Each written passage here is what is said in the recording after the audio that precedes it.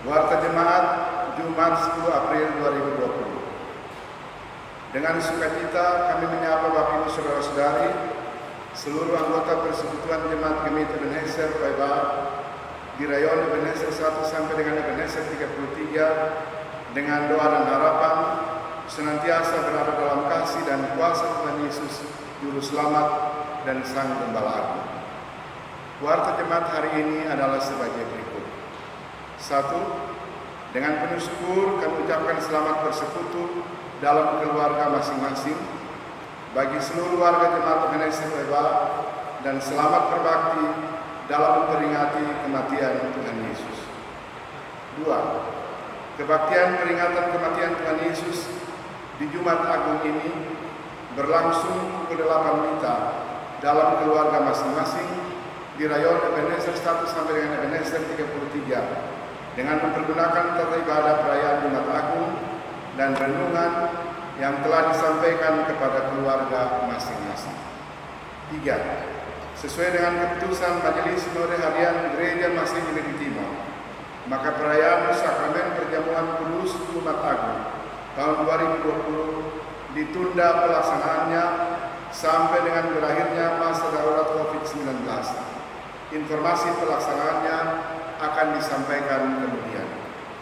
4. Kebaktian Paskah memperingati kebangkitan Tuhan Yesus yang menang atas kuasa dosa dan maut berlangsung pada hari Minggu tanggal 12 April 2020 pukul 8 pagi atau 17 petang dalam keluarga masing-masing di rayon Ebenezer 1 sampai dengan Ebenezer 33 dengan menggunakan tata ibadah yang telah dibagikan. 5. Kebaktian memperingati kematian Tuhan Yesus dan kebangkitan Tuhan Yesus dapat diikuti secara online melalui YouTube ataupun Facebook. 6.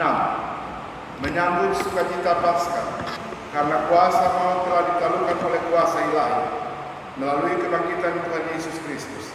Maka dimohon agar setiap keluarga dalam rayon Ebenezer 1 sampai dengan Ebenezer 33 menyalakan obor atau pelita di halaman rumah masing-masing sejak tanggal 11 April 2020 jam 18.30 sampai dengan jam 5 dini hari tanggal 12 April 2020. 7.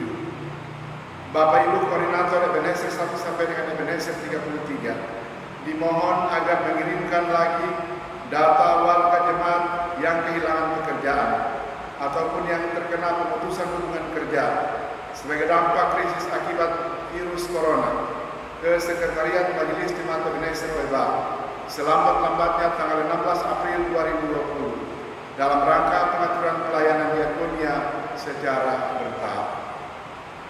8. Disampaikan kepada anggota jemaat yang belum mempunyai pekerjaan atau yang karena pemutusan hubungan kerja sebagai akibat pembatasan sosial berskala besar karena virus COVID-19 agar segera mendaftarkan diri di Sekretariat Majelis Jemaat Ebenezer Paiba atau mendaftar secara online di website kemenaker.kelembagaan.go.id.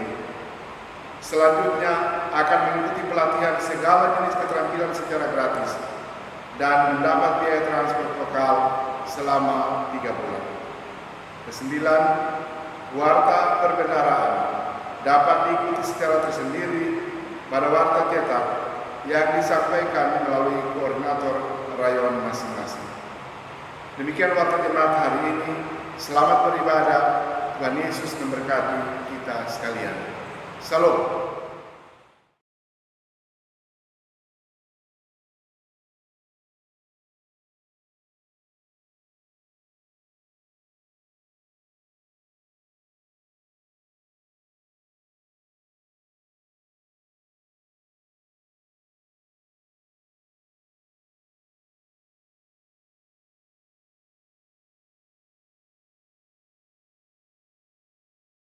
Saudara-saudara sekalian, hari ini dunia memperingati kematian Tuhan Yesus di salib. Dalam suasana yang mencekam oleh pandemik virus corona, kita pun tunduk sejenak di hadirat Tuhan untuk kembali menghayati makna kematian Yesus bagi dunia. Mari kita sambil berdiri memuliakan Tuhan dengan bernyanyi NKB 83, bait pertama dan bait yang kedua.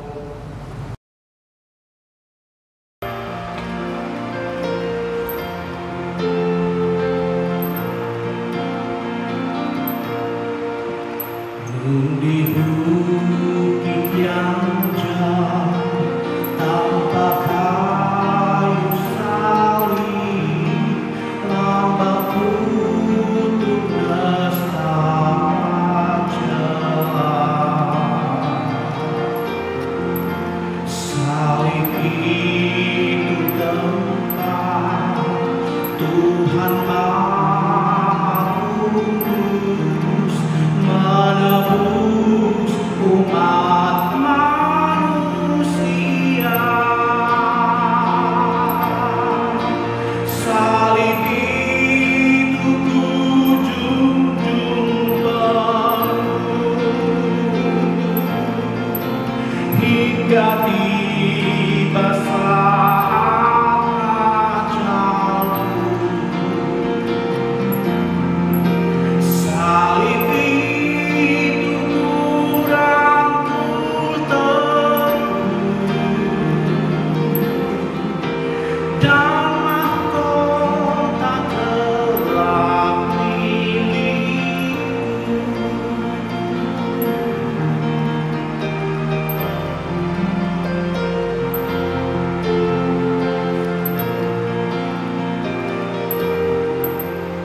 meski salib itu dicela, dicerca, bagiku tiada tarangnya.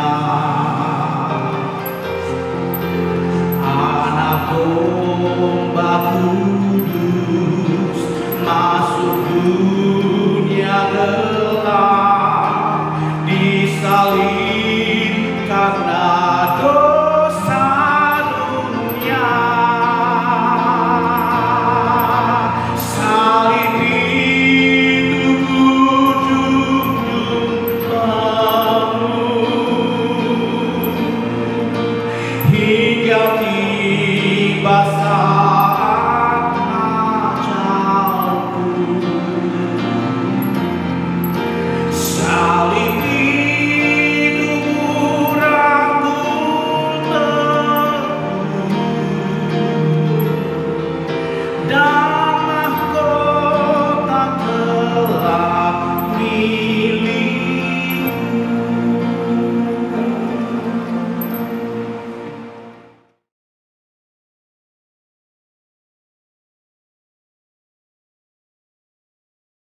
Salib Yesus mengundang kita untuk datang mendekat supaya kita mengalami persekutuan dengannya.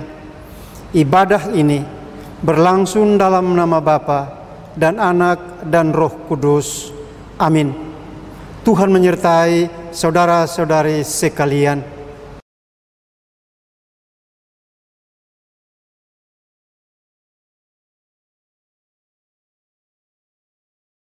Kekasih Tuhan sekalian, nats pembimbing dalam kebaktian Jumat Agung saat ini terambil dalam surat Roma pasal 5 ayat 1. Begini bunyi firman Tuhan, sebab itu kita yang dibenarkan karena iman, kita hidup dalam damai sejahtera dengan Allah oleh karena Tuhan kita Yesus Kristus. Kita nyanyikan bersama Kidung Jemaat 170 bait yang pertama.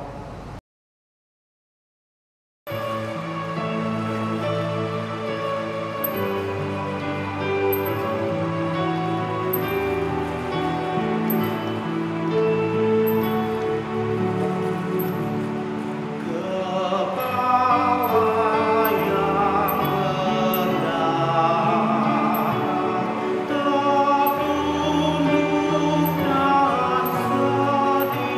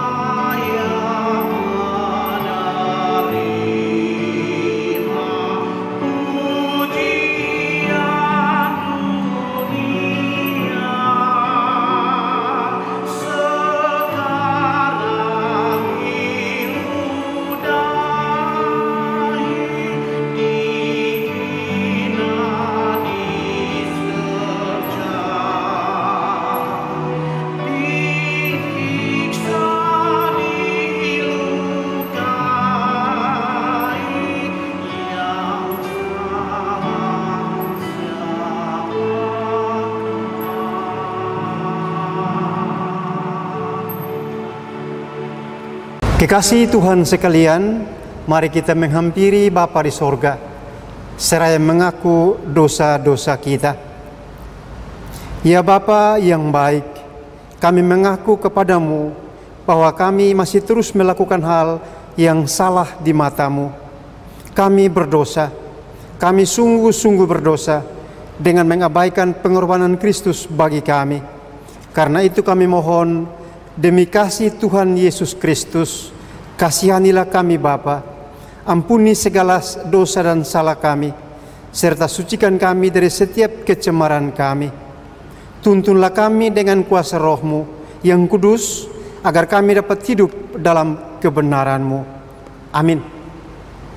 Kita nyanyikan bersama Kidung Jemaat 158, bait yang pertama.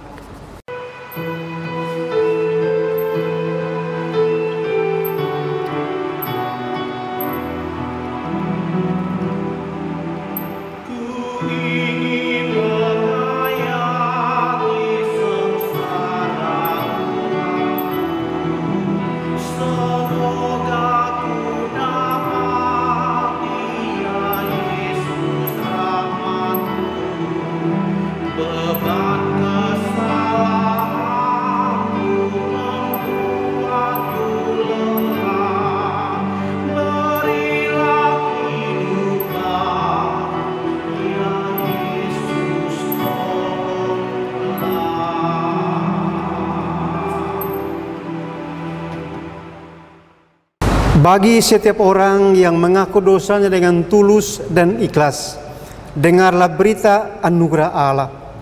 Sebab inilah darahku, darah perjanjian yang ditumpahkan bagi banyak orang untuk pengampunan dosa. Kita nyanyikan bersama lagu Bukan Dengan Barang Fana.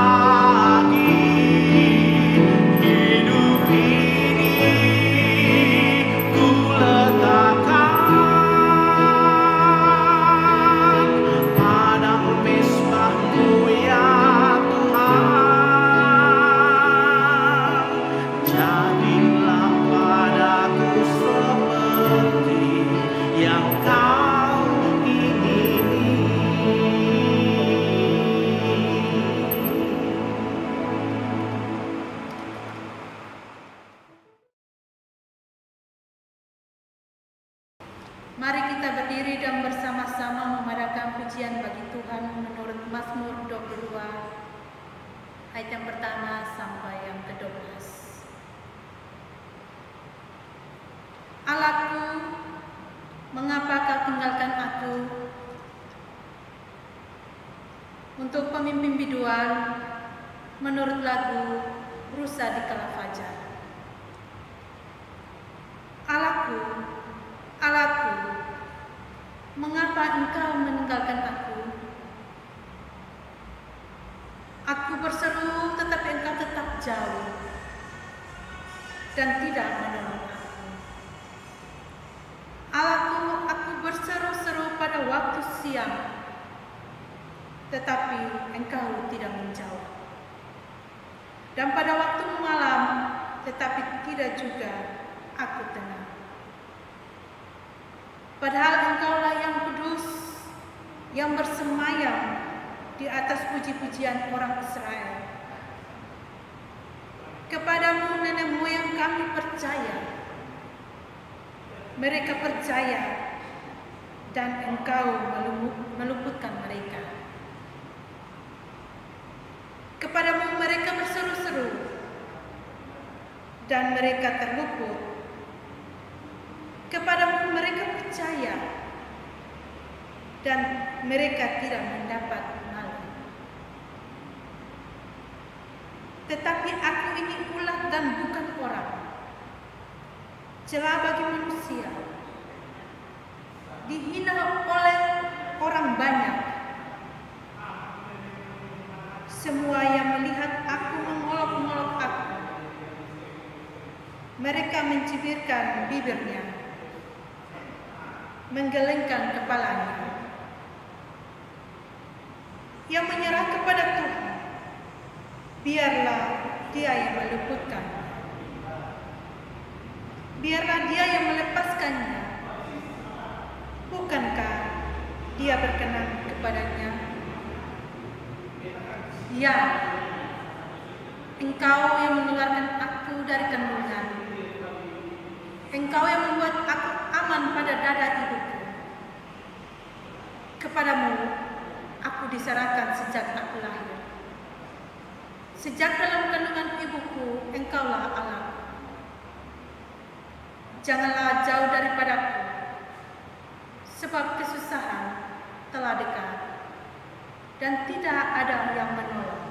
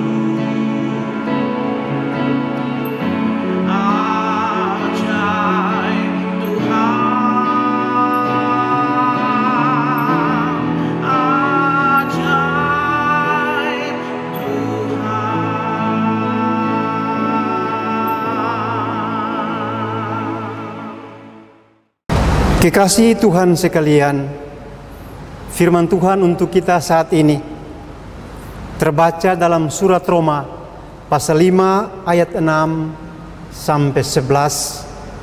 Sebelum kita membaca bagian firman Tuhan ini, mari kita berdoa.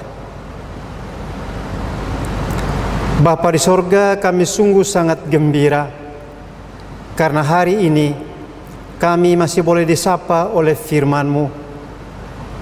Firman-Mu meneguhkan hati kami yang lemah.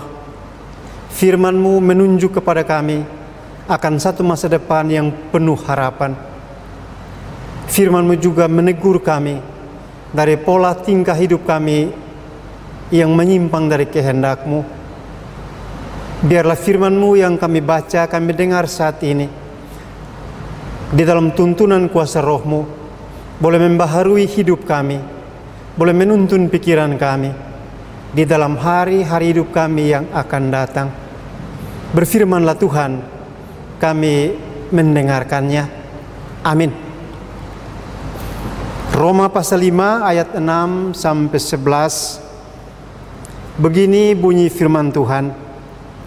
Karena waktu kita masih lemah, Kristus telah mati untuk kita, orang-orang durhaka, pada waktu yang ditentukan oleh Allah. Sebab tidak mudah seorang mau mati untuk orang yang benar, tetapi mungkin untuk orang yang baik ada orang yang berani mati. Akan tetapi Allah menunjukkan kasih-Nya kepada kita oleh karena Kristus telah mati untuk kita ketika kita masih berdosa. Lebih-lebih karena kita sekarang telah dibenarkan oleh darah-Nya, kita pasti akan diselamatkan dari murka Allah. Sebab jikalau kita ketika masih seteru diperdamaikan dengan Allah oleh kematian anaknya, lebih-lebih kita yang sekarang telah diperdamaikan pasti akan diselamatkan oleh hidupnya. Dan bukan hanya itu saja, kita malah bermegah dalam Allah oleh Yesus Kristus Tuhan kita. Sebab oleh Dia kita telah menerima pendamaian itu. Berbahagialah setiap orang yang mendengarkan firman Tuhan, yang memeliharanya, serta melakukannya dalam hidup tiap-tiap hari. Hosiana.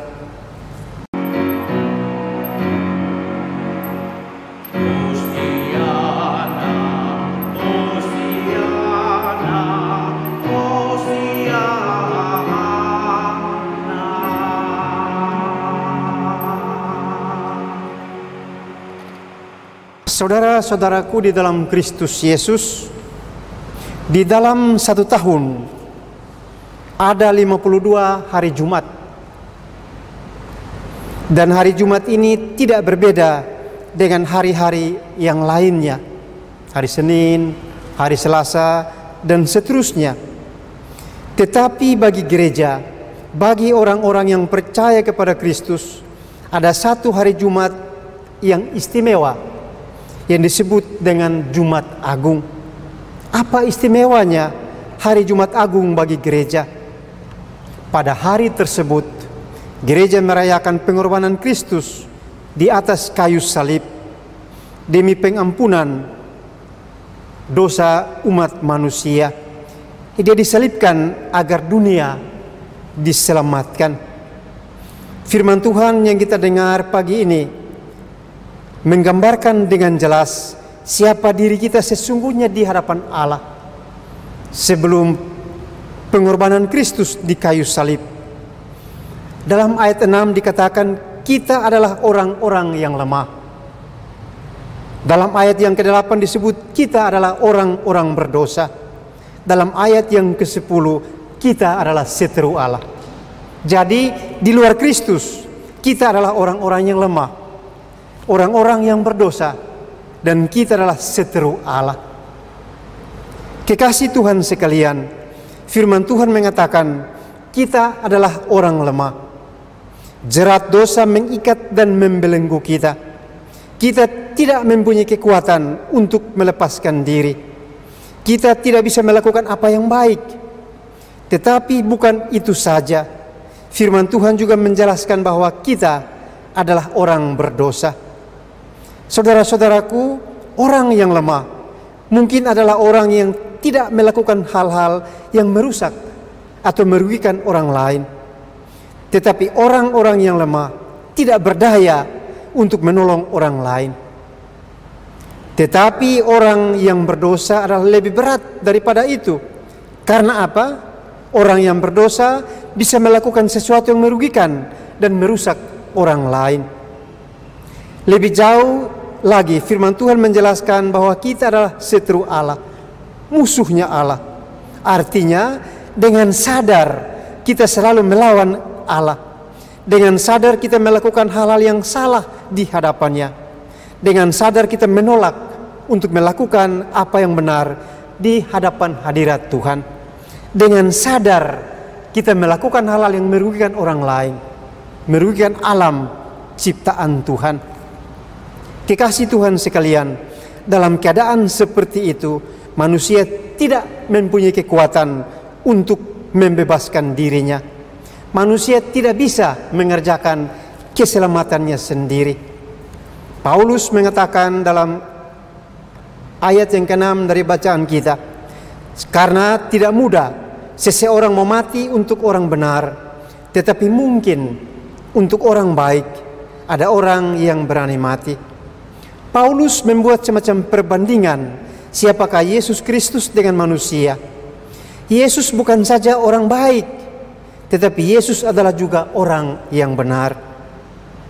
Orang lebih senang dengan orang baik dalam keseharian kita ketimbang dengan orang yang benar. Kita kurang senang dengan orang benar, bukan karena dia tidak baik, tetapi karena ketika bertemu dengan orang benar, dia seperti cermin yang memantulkan dan memperlihatkan segala kekurangan kita, segala kelemahan kita. Karena itu kita lebih suka menjauhkan diri dari orang-orang yang benar. Kenapa untuk orang benar orang tidak mau mati, sedangkan untuk orang baik orang mau mati? Karena orang benar secara hakiki dia sudah baik dan di dalam dirinya dia sudah benar. Orang benar di tengah orang berdosa dianggap sebagai suatu ancaman yang menakutkan, menyakitkan, dan mengerikan. Orang benar di tengah dunia sering mendapatkan tempat yang tidak baik atau tidak menyenangkan.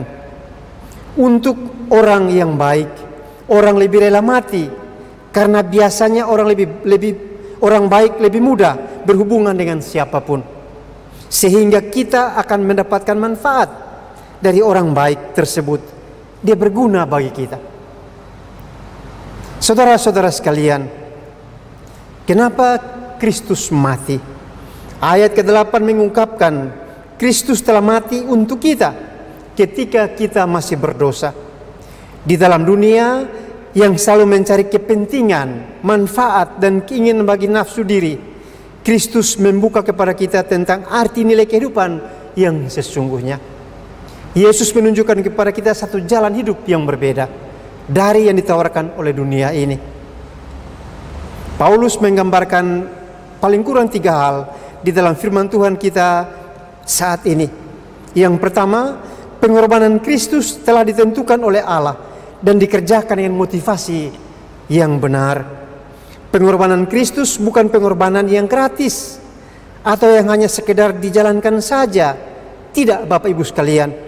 Kristus sedang menggenapkan rencana Allah. Pengorbanan Kristus dikerjakan dengan motivasi yang bersih dan tidak ada keuntungan untuk diri sendiri. Inilah nilai tertinggi yang sesungguhnya. Perbuatan baik yang dilakukan di dunia dibangun di atas pemahaman untuk mendapatkan balasan di kemudian hari. Saya berbuat baik kepada si B agar satu kali kelak dia bisa membalas perbuatan-perbuatan baik saya.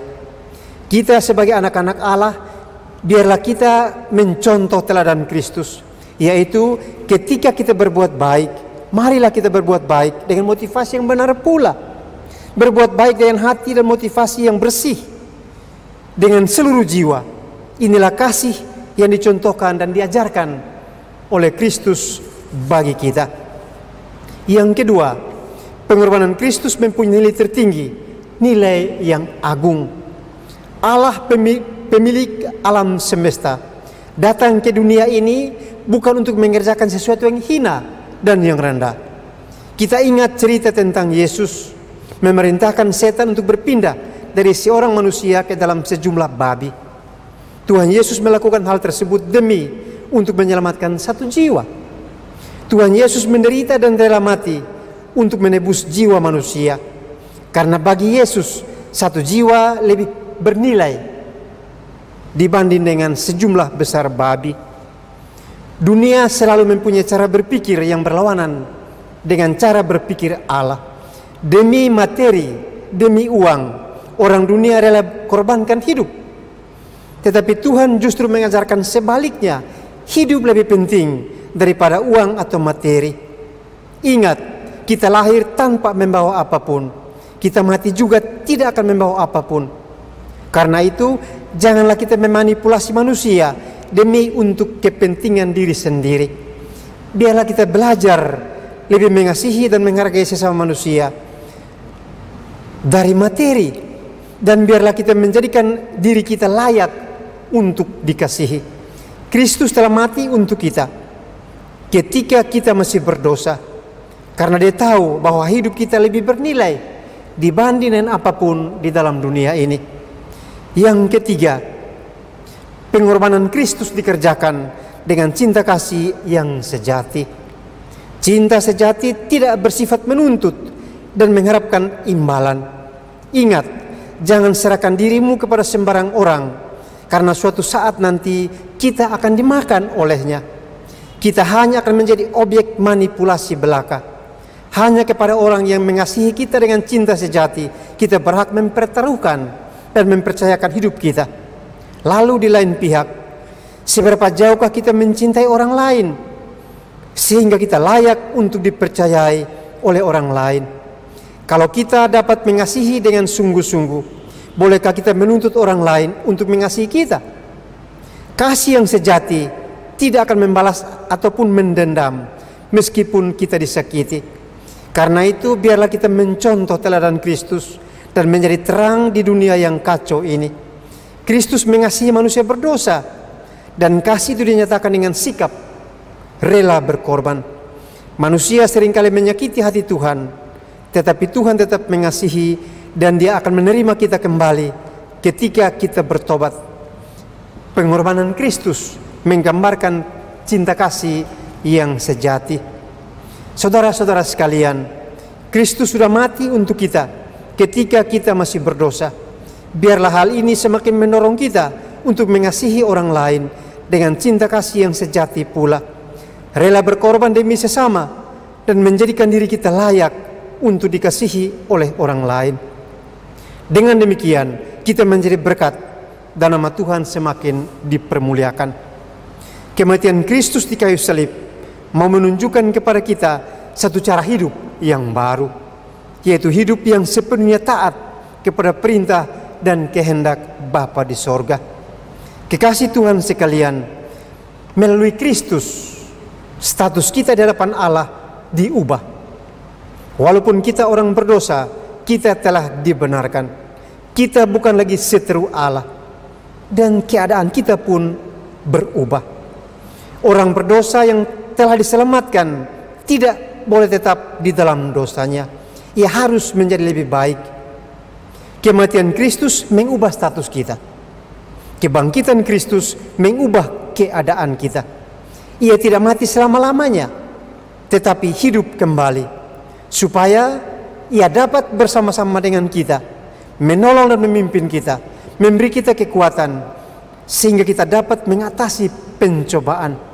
Yesus senantiasa menyelubungi kita dengan kemuliaannya. Roh Allah senantiasa membimbing dan menuntun kita untuk terus-menerus memahami diri kita sebagai murid-murid Kristus di dalam dunia ini. Amin.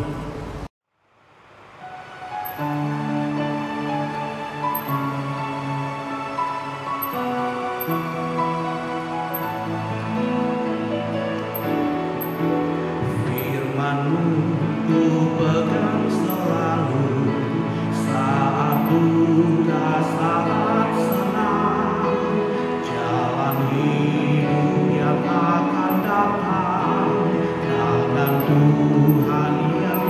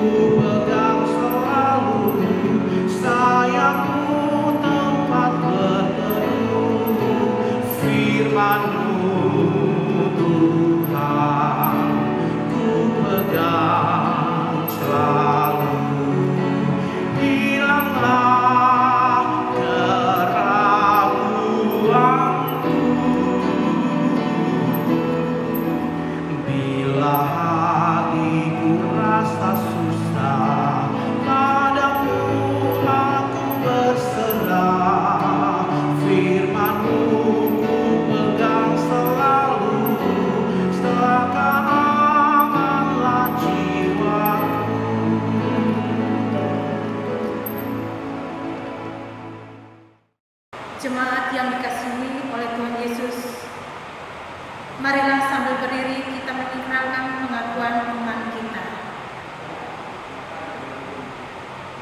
Aku percaya kepada Allah, Bapa yang Maha Kuasa halik langit dan bumi, dan kepada Yesus Kristus, Anaknya yang tunggal Tuhan kita, yang dikandung daripada Roh Kudus, lahir dari anak darah Maria, yang menderita di bawah pemerintahan Pontius Pilatus, disalibkan, mati dan dikuburkan, turun ke dalam kerajaan maut.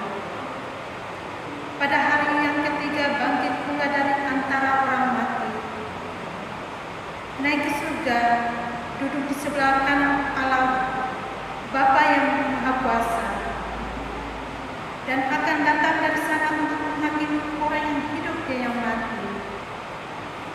Aku percaya kepada Roh Kudus, gereja yang kudus dan am, persekutuan orang kudus, pengampunan dosa, kebangkitan daging, dan hidup yang kekal.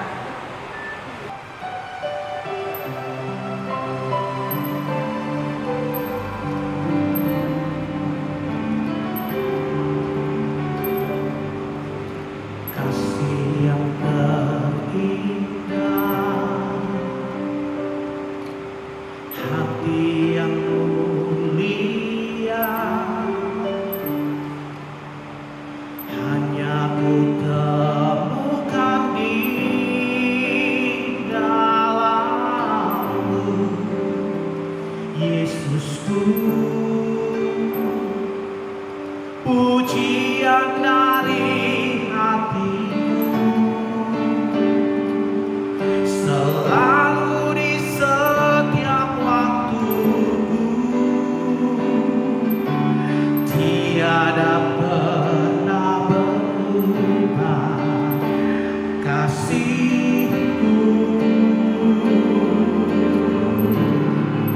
Karya terbesar dalam hidupku, pengorbananmu yang selamatkanku. Engkaulah harta yang tak ternilai, yang ku miliki dan ku hargai. Yesus, Engkau ku kagumi.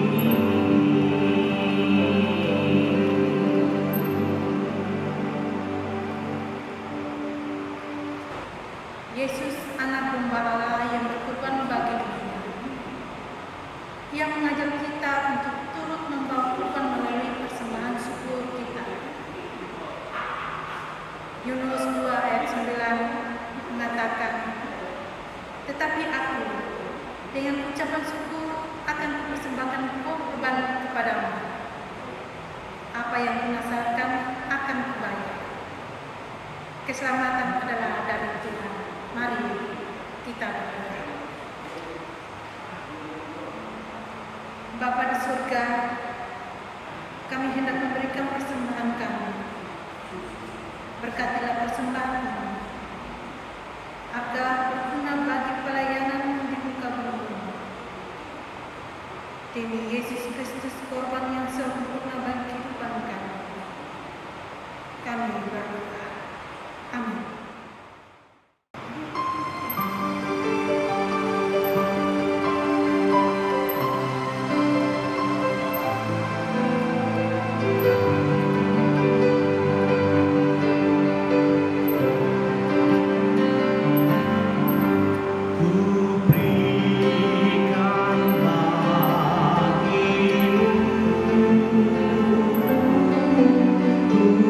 Ku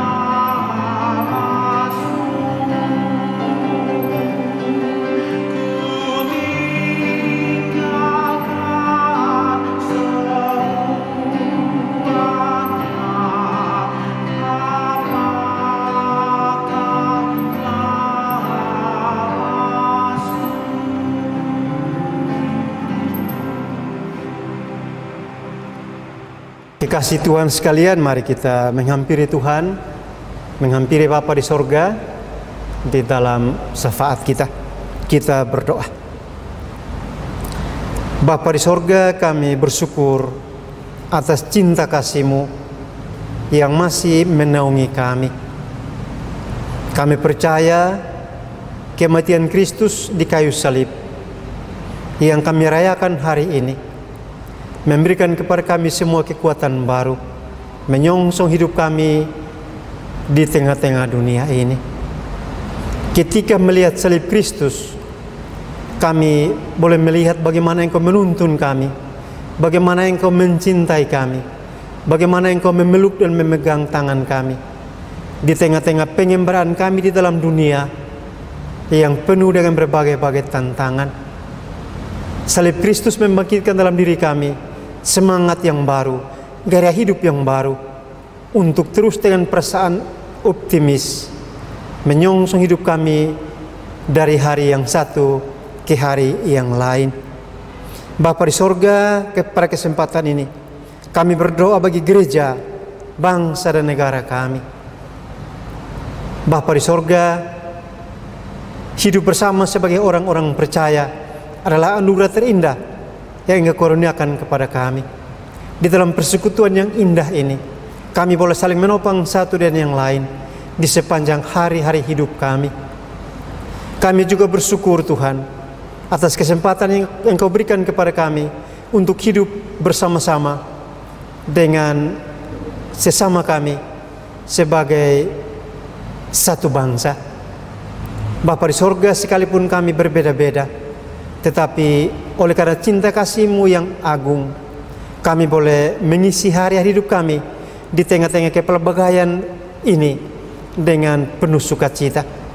Biarlah kami boleh merawat hidup bersama ini, bersama-sama dengan semua komponen bangsa kami, para pemimpin kami, pada berbagai-bagai tingkatan, dan juga bersama-sama dengan seluruh masyarakat, seluruh umat-Mu.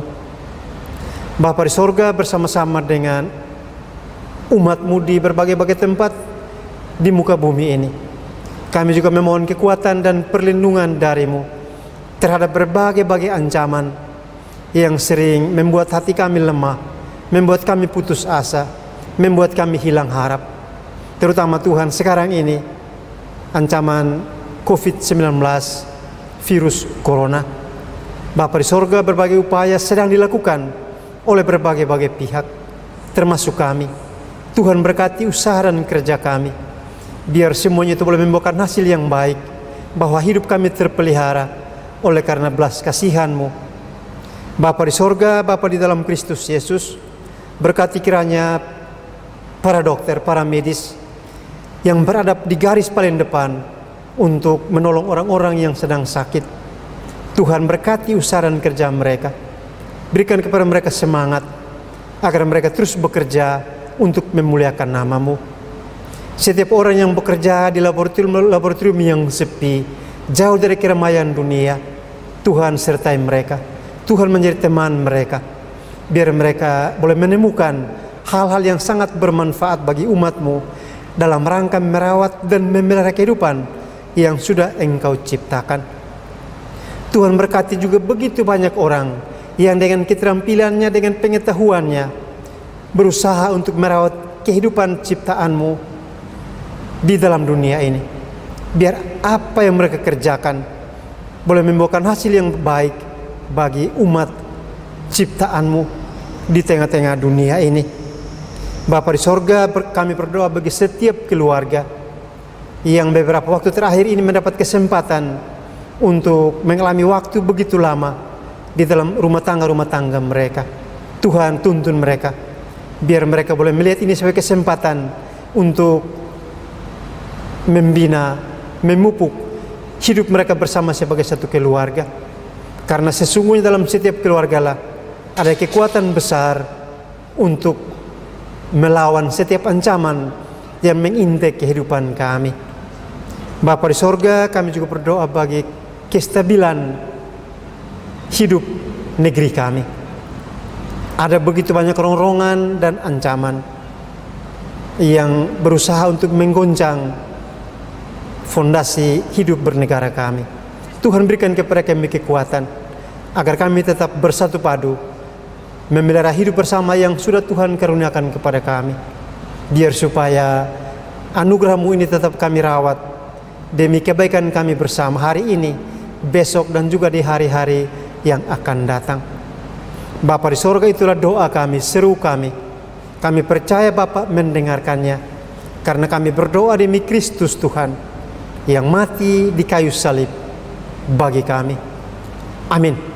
Kekasih Tuhan sekalian, kematian Kristus di salib adalah wujud kasih Allah bagi dunia. Kita diampuni agar kita layak menjadi satu keluarga Allah yang hidup dalam persekutuan penuh cinta kasih. Mari sambil berdiri kita nyanyikan lagu Kidung Jemaat 183 bait yang pertama. Kekasih Tuhan sekalian, kematian Kristus di salib adalah wujud kasih Allah bagi dunia. Kita diampuni agar kita layak menjadi satu keluarga Allah yang hidup dalam persekutuan penuh cinta kasih. Mari sambil berdiri kita nyanyikan lagu Kidung Jemaat 183 bait yang pertama.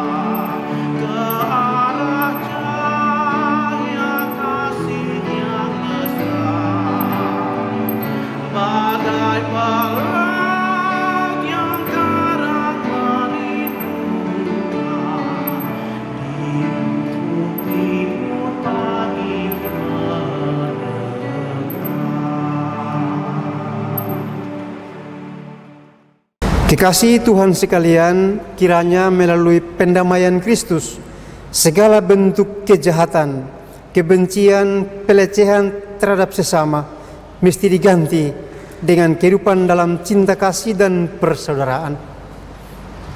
Arahkanlah hatimu kepada Bapa di sorga dan terimalah berkat-Nya.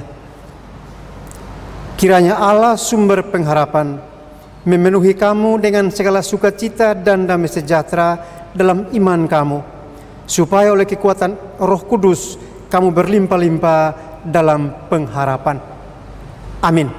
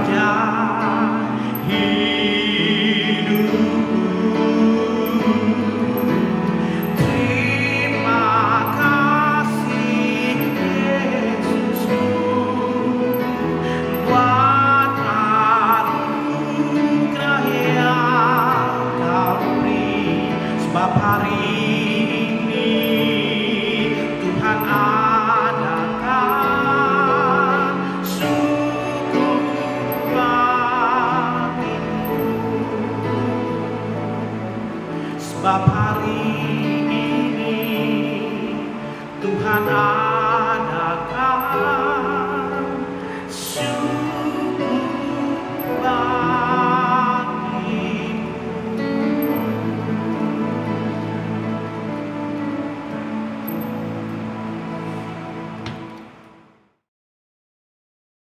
Saudara-saudara sekalian, bersama-sama dengan segenap anggota jemaat Ebenezer Oeba, para pengajar, para diaken, para penetua dan para pendeta, saya menyampaikan selamat merayakan Hari Raya Jumat Agung.